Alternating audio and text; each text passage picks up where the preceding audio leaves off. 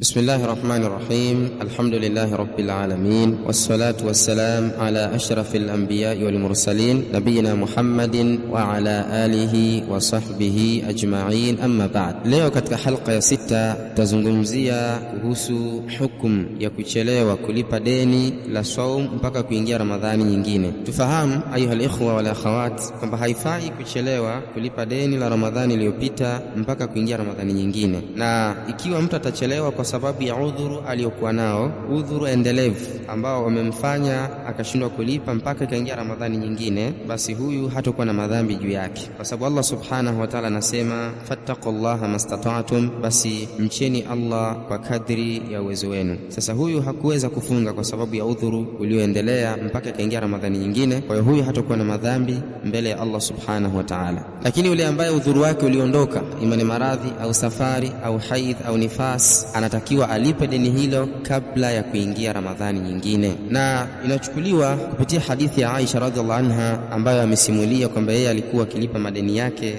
katika mwezi wa Shaaban na alikuwa akipupia na kufanya hirsi katika hilo. Inamaanisha kwamba haifai kuchelewesha kulipa deni la Ramadhani mpaka kuingia Ramadhani nyingine. Na ikiwa mtu atachelewa mpaka ikaja Ramadhani nyingine bila udhuru wa kisheria, fa inna alayhi an yasumahu ba'da Ramadhani thani, basi ni juu yake kufunga na kulipa deni hilo baada ya Ramadhani ya pili. Walaysa alayhi it'am, na hatakuwa juu yake na fidia kulisha chakula, atafunga peke yake pasina ya kutoa fidia, kwa kauli yake Allah subhanahu wa ta'ala aliposema fa'iddatu min ayamin ukhar, basi hesabu ni kwa masiku mengine, yani atalipa baada ya kuisha huo udhuru wake na baada ya kuisha Ramadhani, yani alipe kwa kufunga. Na baadhi ya ulama wakasema anatakiwa atubie, yani mtu ambaye zimefuatana Ramadhani mbili hajalipa deni lake bila udhuru wa kisheria, anatakiwa afanye tauba, atubie kwa Allah subhanahu wa ta'ala, kwa sababu hilo ni kosa amelifanya. Na baadhi wakasema anatakiwa alipe deni